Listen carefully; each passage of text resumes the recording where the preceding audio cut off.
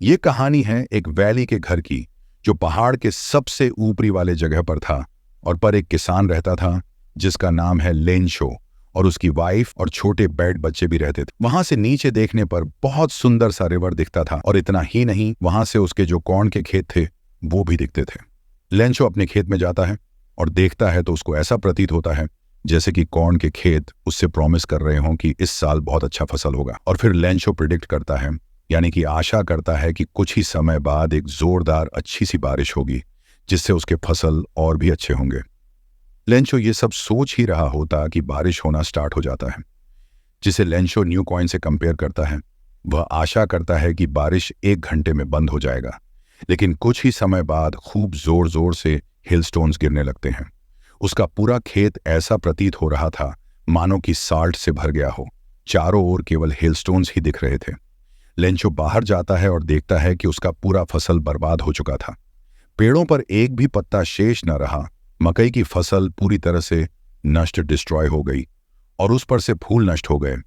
लेंशो का अंतर्मन, सोल, उदासी, सैडनेस से भर गया। जब तूफान गुजर चुका था, तब अपने खेतों के बीच खंगे हुए उसने अपने बेटों से कहा, एक टिड्डी दल, प्लेग ऑफ लोकस्ट भी इससे कहीं ज्यादा छोड़ जाता। ओले तो कुछ भी नहीं छोड़े। इस वर्ष हमारे पास खाने के लिए कुछ भी नहीं होगा। वह एक दुख भरी रात थी। हमारा सारा कार्य बेकार गया। यहां कोई भी नहीं है जो हमारी सहायता कर सके। इस वर्ष हम सब भूखे रहेंगे, ऐसा लेंशो बोलता है। परंतु उन सभी के दिल में एकमात्र आशा अभी भी थी, ईश्वर से मदद की। इतना दुखी मत हो। यद्यपि ऐसा लगता है कि सब नष्ट हो गया है, याद रखो, भूख से कोई नहीं मरता। पूरी रात लेंशो अपनी एकमात्र आशा के संबंध में सोचता रहा। जैसा कि उसे बताया गया था, ईश्वर जिनकी आंखें सब कुछ देखती हैं, यहां तक कि वह भी जो मनुष्य के मन में होता है। लेंशो एक मेहनतकश इंसान था। वह खेतों में पशु की तरह काम करता था, परंतु फिर भी उसे लिखना आता। आगामी रविवार के दिन सुबह डेब्रेक होते ही वह एक पत्र लिखने लगा, जिसे वह खुद शहर ले जाकर डाक में डालने वाला था। जो वह लिख रहा था वह था ईश्वर के लिए पत्र। भगवान, यदि आप मेरी मदद नहीं करेंगे तो मुझे और मेरे परिवार को इस वर्ष भूखे रहना होगा। मुझे अपने खेत को फिर से बोने, इस सौव के लिए और अगली फसल क्रॉप आने तक जीने के लिए 100 पैसे की जरूरत है, क्योंकि ओलों ने सब बर्बाद कर दिया। उसने लिफाफे पर लिखा, ईश्वर के लिए, और पत्र को उसके अंदर डाल दिया, और अब भी परेशान सा शहर की ओर चल पड़ा।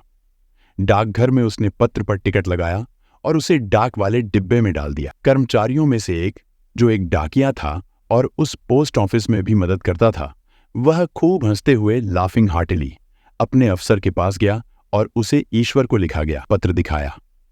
डाकिये के रूप में अपने पूरे कार्यकाल करियर के दौरान उसने वह पता कभी नहीं जाना। पोस्टमास्टर, जो एक मोटा सा दोस्ताना स्वभाव, एमिएबल वाला व्यक्ति था, उसकी भी हंसी छूट गई, ब्रोक आउट लाफिंग। किंतु लगभग तुरंत ही वह गंभीर, सीरियस हो गया और डेस्क के ऊपर पत्र को खटखटाते, टैपिंग हुए कहने लगा, कैसी आस्था है, व्हाट फेथ। काश मेरी भी आस्था उस आदमी जैसी होती जिसने यह पत्र लिखा है। इसने तो ईश्वर के साथ ही पत्र व्यवहार, कॉरेस्पॉन्डेंस शुरू कर दिया। तो लेखक का ईश्वर में विश्वास ना डगमगाने देने के लिए पोस्टमास्टर को एक विचार सूझा, इस पत्र का उत्तर दिया जाना चाहिए। किंतु जब उसने पत्र खोला तो स्पष्ट एविडेंट था कि उसका उत्तर देने के लिए उसे दया भाव, गुडविल, कागज और स्याही के अलावा भी कुछ चाहिए हो। लेकिन वह अपने निश्चय, रेजोल्यूशन पर अडिग रहा। उसने अपने कर्मचारियों, एम्प्लॉइज से पैसे मांगे, स्वयं भी अपने वेतन, सैलरी का कुछ भाग दिया, और उसके अन्य मित्रों को भी दयालुता, चैरिटी के इस काम में कुछ देना पड़ा, ऑब्लाइज्ड टू गिव। उसके लिए 100 पैसों को इकट्ठा करना असंभव, इम्पॉसिबल था। इसलिए वह किसान को आधे से थोड़ा सा अधिक ही भेज पाया। उसने पैसों को लेंशो का पता लिखे एक लिफाफे, एनवेलोप में डाला उस पर, और साथ ही एक पत्र रख दिया जिस पर केवल एक ही शब्द हस्ताक्षर के रूप में अंकित था, ईश्वर। आगामी रविवार को लेंशो रोजाना से कुछ पहले ही वहां पहुंच गया, ये पूछने के लिए कि क्या उसके लिए कोई पत्र है। डाकिये ने खुद उसे पत्र दिया, जबकि पोस्टमास्टर वैसा संतोष, कंटेंटमेंट, जो एक अच्छा काम करने वाला व्यक्ति अनुभव करता है, करते हुए पोस्ट ऑफिस से देख रहे थे। लैंचो को पैसे देखकर बिल्कुल आश्चर्य सरप्राइज नहीं हुआ। उसका विश्वास कॉन्फिडेंट ऐसा था, किंतु जब उसने पैसे गिने तो वह क्रोधित एंग्री हो गया। ईश्वर गलती नहीं कर सकते थे और ना ही वह लैंचो को जो उसने मांगा था देने से मना कर सकते थे।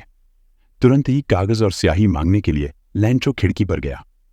फिर पब्लिक के लिए रखी हुई मेज पर अपनी भौहों पर बल देते हुए, जो अपने विचारों को व्यक्त करने के प्रयास में पंग रहे थे, उसने लिखना शुरू किया। जब उसने लिखना समाप्त कर लिया तो वह टिकट खरीदने खिड़की पर गया, जिसे उसने अपनी जीभ से गीला किया और फिर मुट्ठी से घूंसा मारकर लिफाफे पर चिपका दिया।